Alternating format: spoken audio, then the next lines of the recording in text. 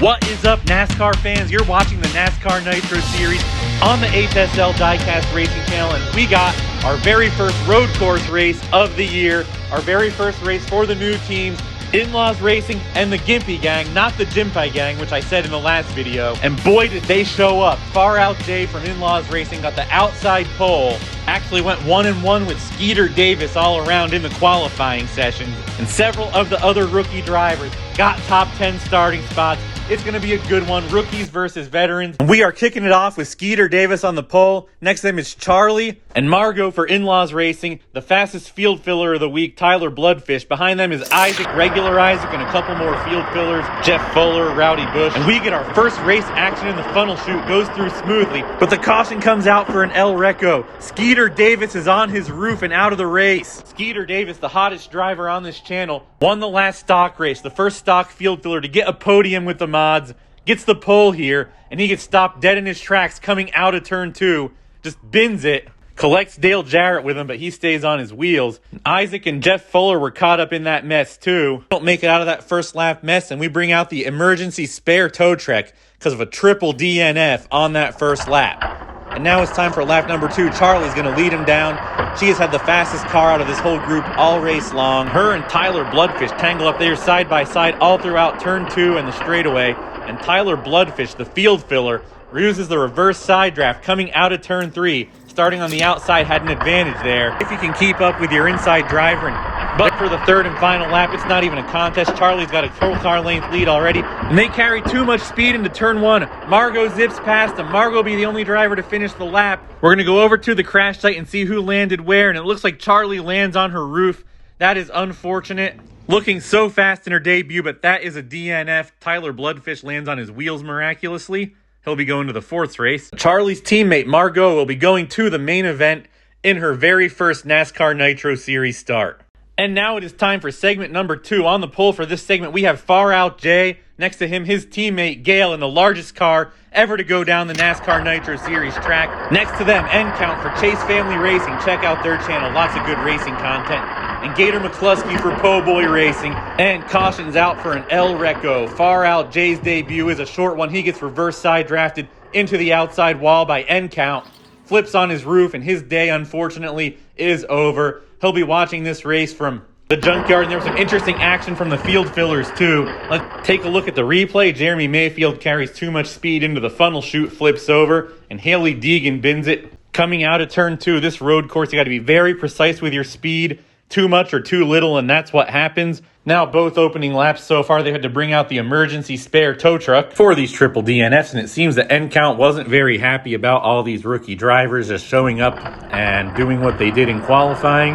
So now it's time for lap number 2. Endcount and Gator McCluskey, similar castings, are side by side, and cautions out for another El Reco. This time it's Endcount himself. A slight edge over Gator McCluskey coming into turn 1. Tries to throw a block and it backfires.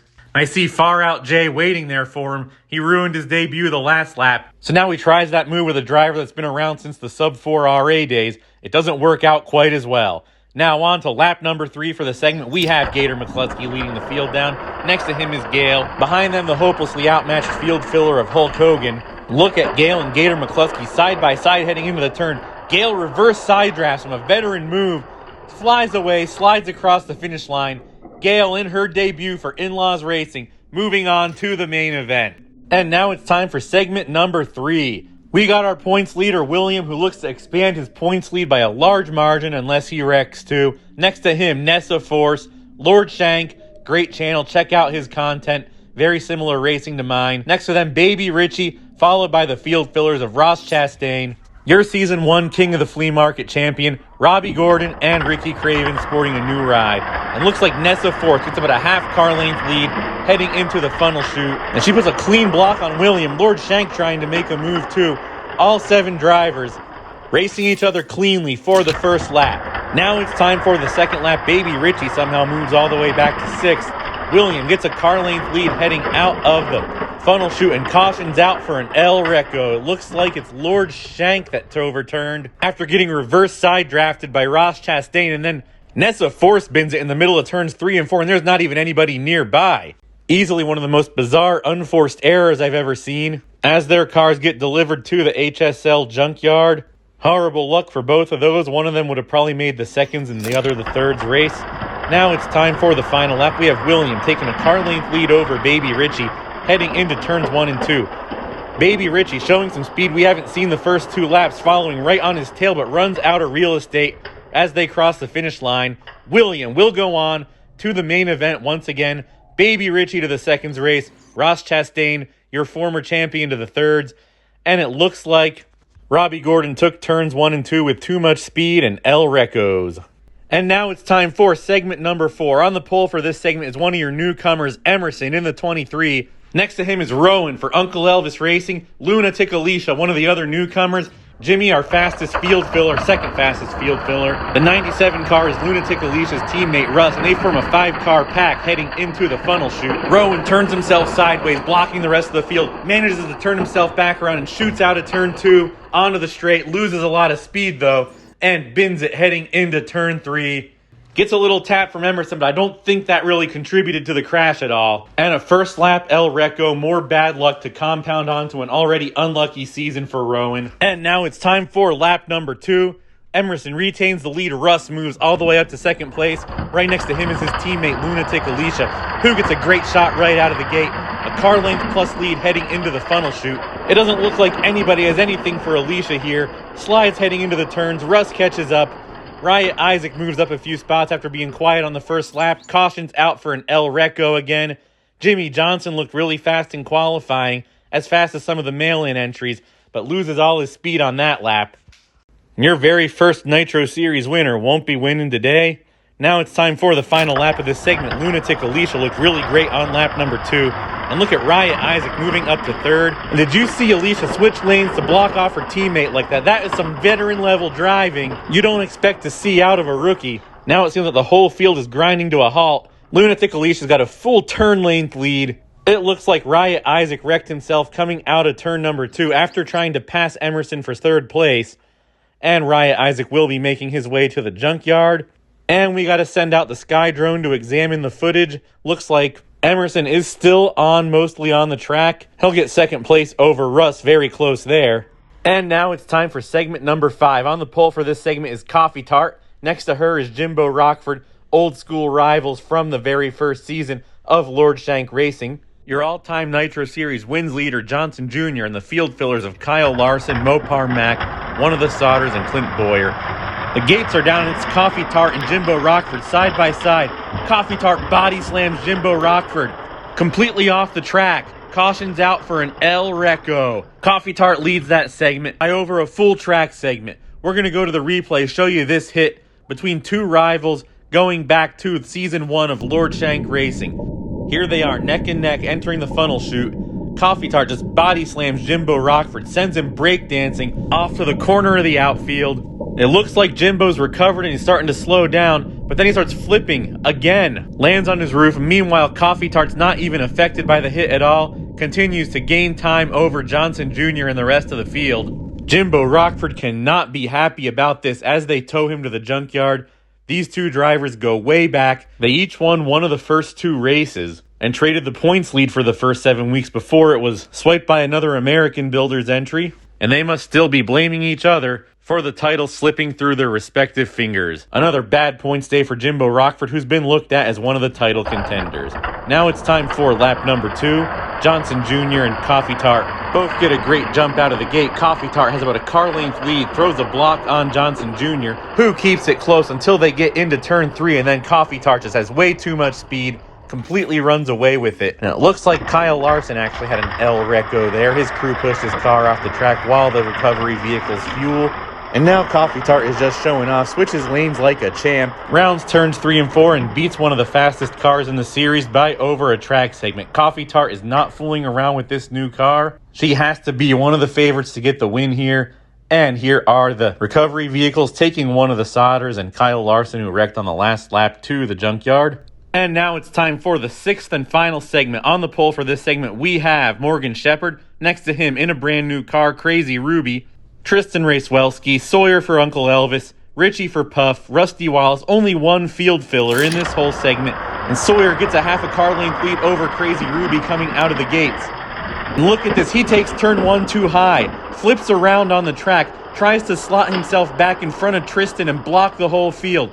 Super aggressive move that backfires in a big way for Sawyer, who is pretty low in the points due to some early season DNQs. He needs every point he can get, and this is not the way to do it. We're going to show this on the replay camera. He barrel rolls twice, lands back on the track upside down. Crazy Ruby's wrecking in the background too. She performs the same breakdancing routine so many other drivers performed earlier in this race, and we got to check the drone cam to see if she's on her wheels or not.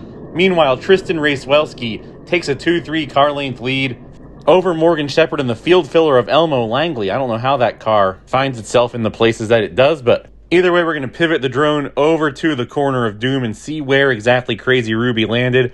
And she lands on her roof. That is an El Reco. And coming off a DNQ and now a first lap DNF, this season's quickly becoming a nightmare for Crazy Ruby.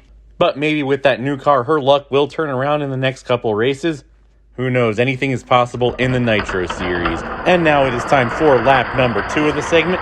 Tristan Racewelski breaks out to a very narrow bumper length lead in the funnel chute. And look at all 6 cars, a tight pack heading into the turns. They race cleanly. Tristan Racewelski leads the lap again, this time by over half a track segment. Sawyer moves his way from last to third, and he has looked dominant so far heading into the final lap. The gates are down and they are 4 wide at the start. Sawyer opens up a car length lead over the rest of the pack, and cautions out for the big one. 2 of the big names, both on their roofs and out of it. Sawyer runs away with the segment. Rusty Wallace to the seconds race. We're going to take a look at the wreckage. Both Tristan and Morgan Shepherd are out of it, and look at the replay here. Richie does not give them an inch. 2 of his biggest competitors in the point standings right now. 3 cars merging into 2 lanes. 2 of the big name title contenders won't make it out of the segment racing this week. They're headed to a junkyard filled to the brim with angry, disappointed front runners. And with the All-Star race coming up, only points for the top 3 drivers, no field fillers. It'll be the perfect opportunity for these guys to settle their scores. And in these guys' case, it's with regular Richie. Lots of opportunities for these guys to get even. You won't want to miss it. Now it is time for the 4th and 5th race. Being a road course, these are only 1 lap, so you are going to have to make it count. And Tyler Bloodfish, the field filler, gets a 2-car length lead, gets a little unstable coming out of the funnel chute. He's got a reputation as one of the most reckless drivers in Lord Shank's series. And he will win the 4th and 5th race, moving on to the 3rd race, of which the 2024 champion Ross Chastain will lead him down to the start. Ross Chastain has a good lead over the rest of the field, a car length heading into the funnel chute. Throws a seamless block on Hulk Hogan, veteran move there. And look at Tyler Bloodfish go breakdancing. That's what he's best known for. It took him this long, but he finally crashed. But Ross Chastain just blows everybody else out of the water, showing everybody why he was the champion last year and why Rusty Wallace and now Crazy Ruby 2 took a second mortgage out for that casting. And now speaking of 90s Hot Wheels castings, Emerson in that Buick Regal stalker will lead him down to the start. But once the gates are down, Henry Ford shows his superiority over the General once more, as you have Chevys wrecking left and right. Meanwhile, Johnson Jr. in the T-Bird stalker is making that car 2 lanes wide but isn't losing any speed. He wins a close one over Emerson, who can't be disappointed with a top 10 in his debut, alongside several other of the mid-season additions that you're going to see in the main event. We have 3 rookie drivers here. Gail and Lunatic Alicia for In-Laws Racing. Margot for the Gibby Gang. William will lead him down, but the favorite has to be Coffee Tart, who looked unstoppable in her segment. And she takes a full car length lead dead center of the funnel chute, and then bins it coming out of turn 2 without being touched. An unforced El Reco for Coffee Tart. Must have been caught up in the big moment. There's a certain guy watching from the junkyard that must be laughing right now at the karma. William leads that lap. Margot moves up to second and Sawyer to third. Gail gets caught up in the start gate. Will be coming down in last place after that. And William has just enough lead to keep it from not being 3 wide, but somebody still wrecks anyway. Looks like that's Sawyer. His day's over after a segment of showing off led to an improbable segment win. The favorites all crashed in the funnel chute. So now he just barely misses out on the top 5, and it looks like 3 of our top 5 finishers are going to be new entries. They got to go through William and Johnson Jr., 2 of the best to ever do it, though. Your points leader and your all-time wins leader. Do one of these rookies have what it takes to bring them down? The gates are down. William and Margot are neck and neck. heading into the fat track portion, and he throws a brutal reverse side draft on Margot. That's a devastating El Recco. She hooks her wheels on the guardrail and flips over. Works her way through all the chaos, glued to Williams' bumper as he crosses the finish line. William is your first two-time mail-in race winner. Your first two-time winner this season. We still have to officially tally the points, but he should have a huge lead, as both Jimbo Rockford and Skeeter Davis had early DNFs. And congratulations to In-Laws Racing for getting 2 cars on the podium in your debut. What a great start to these drivers' careers. Gail and Lunatic Alicia, 2 drivers to watch out for. All the rookies you got to watch out for. They were fast. All of them looked really good. Heading into All-Star Weekend, this is what the race results and points look like. Here's your top 10 finishers. William gets the win. Gail and Lunatic Alicia on the podium. Margot gets a top 5 in her debut. Emerson gets a top 10. Great debut for all of these rookie drivers. Ross Chastain, your highest finishing field filler in 9th. Rusty Wallace rounds out the top 10. Great points day for William. None of the other major title contenders got a top 10 while he got the win. We're going to take a look at positions 11 through 25 right now. We have Gator McCluskey in 13th. Looked really fast all year. Still looking for that first top 10. 3 more field fillers in the top 15 due to crashes. Russ gets 16th in his debut. Richie's Gambit on the last lap of his segment sort of worked. 12 points over Morgan Shepherd and 18 over Tristan. I don't know. I don't think that was worth it. Have them both angry at you. Here's the other DNFers. Haley Deegan gets last place. That car is pretty fast for a field filler, though, so will probably not finish last in points. And speaking of points, this is your locked-in field for the All-Star race. Rusty Wallace gets in by just 15 points over the 11th place driver. We'll see just in a few seconds. All the drivers with wins are locked in the top 10 in points, so it will be the winner of the All-Star Open and the fan vote winner that'll get spots number 11 and 12 in the All-Star race. That 11th place driver is Isaac. Him, Coffee Tart, and Clyde, who would have been in the top 10 if he hadn't surprisingly DNQ'd for this race, will have the pole for those segments in the All-Star Open. And here are the rest of the original 24 official entries. And here we have positions 25 through 48. A lot of the new drivers that got top 10s are here because it was their first start. I doubt they'll be finishing in the 30s in points. Those cars are freaking fast.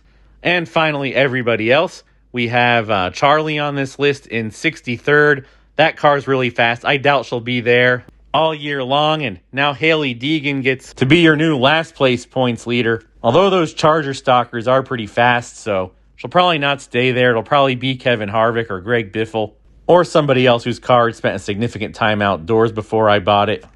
So now we've looked over the points. I'm going to take a little bit of time to discuss All-Star Weekend. The All-Star Open is all the mail-in entries, including the new drivers. In the mod series, we have a driver that's like an 18th in points but still has a win.